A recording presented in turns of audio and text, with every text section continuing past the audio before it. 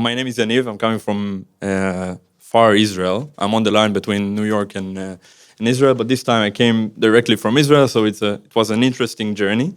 Yeah, pretty long, not recommend. Um, well, I'm from Memphis. For those of you who don't know us yet, we are a next generation event processing platform. So basically, a very intelligent message broker with the day two operations that allows you to build real-time pipelines or streaming pipelines really fast on top of Memphis broker. And yeah, so govern your data client. So it can be a lot of things in when we say data governance. But in this talk, I will concentrate specifically on schemas and structures. So let's start. So I'm using the term data clients a lot in my session. So just to create a baseline, what are data clients and what does it mean? So basically, data clients are everything that all the data producers, all the data consumers that consume or produce data within our data platform or federated data platform within our organization. So every black circle can be a potential data client. So Pinot, CRM, predictions, maybe Spark, a billing service.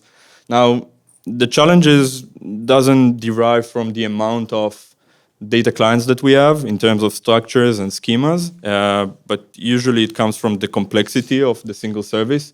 So for example, if we have a certain CRM, they probably won't do any adjustments to us. They will expect you to send or push data in a certain way, in a certain structure that they expect you to provide them.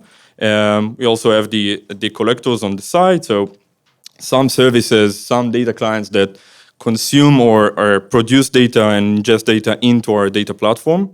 So it usually looks like that spaghetti. Can be a lot more, can be a lot less.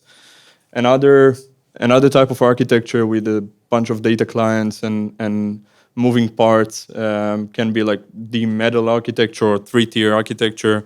As you can see, structures are modified across the different checkpoints.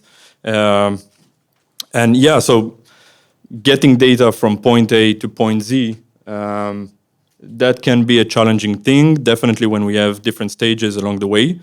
Yeah, so with that context of data clients comes streaming pipelines. I would say the concept of streaming pipelines came from the idea that we need to be more decoupled. So we would be able to maybe change certain stages or have more control over the stages or the structure of the data as it flows between point A to point Z. So usually we would have, like, if we have the source on the left and the destination on the right, in the middle we would have some services that control the pre-processing of the data, the enrichment, the extraction, the transformation. And I'm pretty sure you're all familiar with changing the upstream or changing structure as it flows between A to Z, because all of a sudden we have a destination that requires different keys or different fields or different structure or different format. So I'm pretty sure you can recognize with that. We never change the upstream. We always add more keys, more fields to our schema. So it usually will look like that, and the growth and the size of the schema will grow exponentially in terms of size and in terms of shape, but we always do our best not to break the backward compatibility. We always add keys or add more on top of the initial structure that we build the entire platform around it. So as you can see, the size is growing, and well, in good cases, we get tons of waste traffic, higher costs, and in this economic environment, I would say cost became something that we all are aware of. And we also get some drops, extra hops, if statements, higher latency, when we want to change the structure of the data and when we want to change the schema of the data to be able to get ingested by the different destinations. And in worst cases, we get clients crashes. Which brings me to before getting to the solution, and now I propose to govern the data manipulation that you do while the data is in motion between sources to destination. It gets me to like my own personal experience as a data engineer in some big company in Israel. So unexpected journey of event. I know if some of you relate to that scenario, but a call in the middle of the night, infrastructure looks okay. We have tons of observability tools. Everything looks decent, right? But all of a sudden, like Stripe service is not consuming data, so the company loses money. You're smiling, so you probably had one of those calls. And messages get redelivered, deal queues exploding, lags. Please figure it out. So yeah, let's figure it out. That was like the usual streaming pipeline that we had. So certain getter, certain collector of events that push events or push messages or data into a certain queue, a certain topic, and then we have a service. Tagging.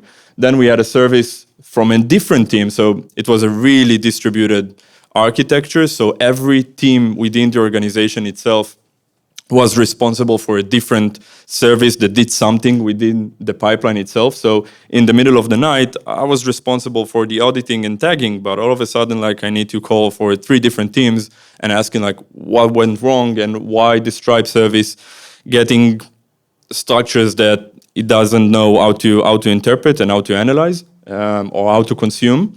So we basically form up like a war room with all the different team leads.